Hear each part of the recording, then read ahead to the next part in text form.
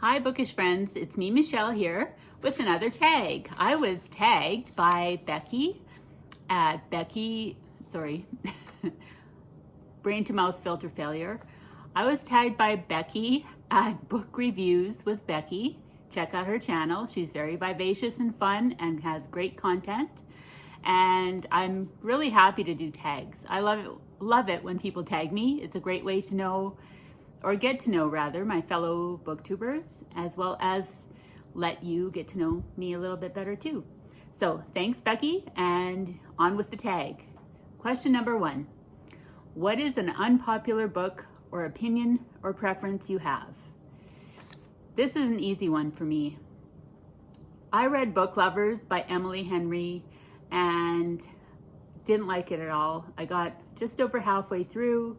I think I DNF'd it, and I say that's a very unpopular opinion because I know how very popular Emily Henry and her books are. So maybe it was just the wrong Emily Henry book for me. Like, I'm willing to give her another chance. I would read another one of her books. So if you have any Emily Henry recommendations that you think maybe I would like better than Book Lovers, please drop it in the comments so I can head out and pick up another one of her books and try again. That would be great. So yeah, that's probably the most unpopular opinion I can think of right now. Question number 2. Has your reading taste changed over the years, and how? Yes and no. Like, yes, in that I enjoy the same things in books that I always have, which is a really gripping story and intensely real characters. Probably what has changed is just like anybody else, the maturity level. Like, you know, when you go from, I don't know, I guess more immature themes in books, your taste kind of changes as you get older. But other than that, I think it's basically the same, you know. Question number 3. What genre do you read to get out of a slump?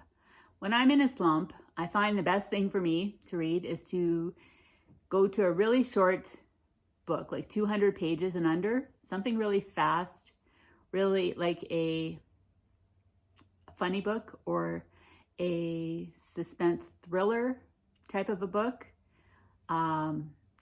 Something along the lines of like let's say Megan Miranda, for example, one of her books kind of along those lines, that will just get me intrigued in the story and you can just fly through it in a matter of a few days kind of thing. That'll get me through. Or like I said, a really short little book. That's usually what I go to. So yeah, thriller genre.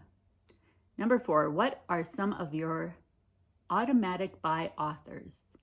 Some of my automatic buy authors are Emily St. John Mandel, Ottessa Moshfegh, Grady Hendrix.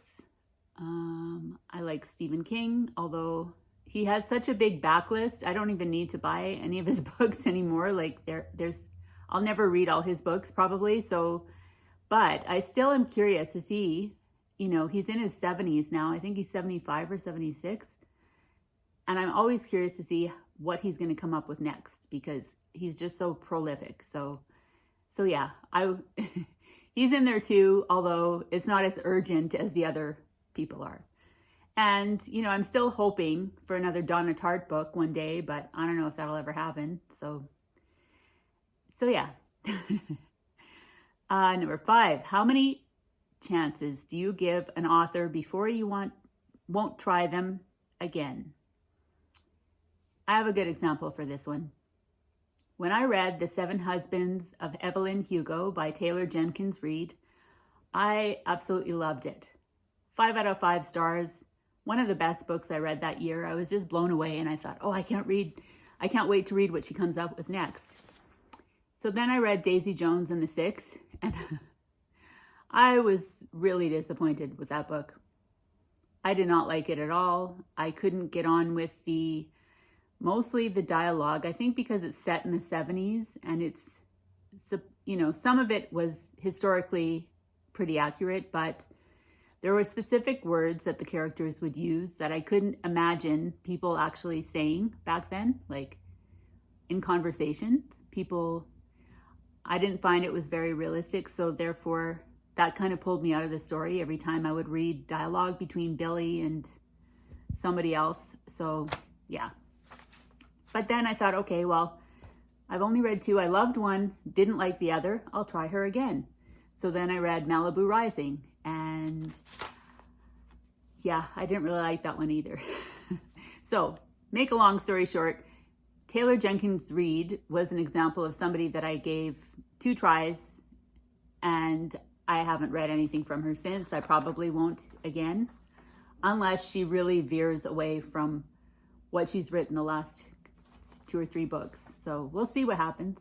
Never say never, but I'll give an author at least, a couple tries. So, number 6, do you have anything you like to do or listen to while you read?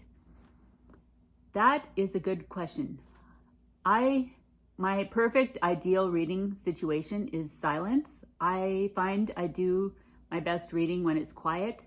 I have the window open when I'm sitting here, but in the summer, listening to bird song or whatever, traffic noise, that doesn't bother me. But actual music, sometimes I find it distracting to listen to while I'm reading. And if I'm reading in bed when I'm trying to go to sleep, I don't really like to listen to anything at that time either. Although there was a time when I was reading The Way of Kings by Brandon Sanderson, and I found a soundtrack of a fantasy book soundtrack type of thing, and it went so well with the experience of reading that book that it was a really nice kind of thing to have on in the background. So yes and no. Like, there's sometimes I like music or something. I've also been known to have the hockey game on in the background while I'm reading, but ideally I'm somebody who thrives when I just have quiet when I'm reading. So number 7, how far do you read before DNFing? I give a book at least 100 pages. To me, that's a fair shake. And if I'm not invested or finding the story interesting after 100 pages, I usually DNF. Number 8, do you ever find yourself making the same faces as the characters in the book? First of all, awesome question, Becky. Fantastic. I love this question. And I should videotape myself when I'm reading, because I'm sure I do. I'm sure, the great thing about fiction is that it teaches you empathy. And one of the ways that it teaches empathy is that you put yourself in that person's shoes. And so in doing that, I'm sure if I'm reading about somebody laughing, I probably have a smile on my face. Or if I'm reading about someone who is, terrified, I'm probably like making a face or something like that. I have found in some thriller books, I've actually caught myself kind of holding my breath a little bit sometimes, and I probably have a weird look on my face to go with that. So yes, I definitely do. I'm sure I do make faces all the time when I'm reading. I live alone, so I don't have any witnesses, but yeah. Number 9, rereading. Yes, no, or depends. Well, sadly, time is not on my side. I'm sure everybody can say this. You probably will all agree with me, but there are just too many books out there that I want to read. And at my age, I don't have enough years ahead of me to do that. So in order for me to reread a book, it has to be really special, or the exception to that is if I'm reading it for a book club or a buddy read or something. If I give someone a book I really love and I want them to read it, I'll read it at the same time so that it will refresh my memory and I'm able to talk about it with them when they're done reading the same book. So yeah, there's that occasion where I will do a reread. Otherwise, I'm just usually on to the next book, because like I said, there's just not enough time to read everything I want to. And number 10, tag other booktubers. I will do my best. I'll tag as many people. I'll try and incorporate some new people that I've never interacted with before on my channel so that they can be exposed to this fantastic tag by Becky. I love this one. It was really fun to do. And if you see this video, please take it upon yourself to do the tag if it interests you. It's super fun.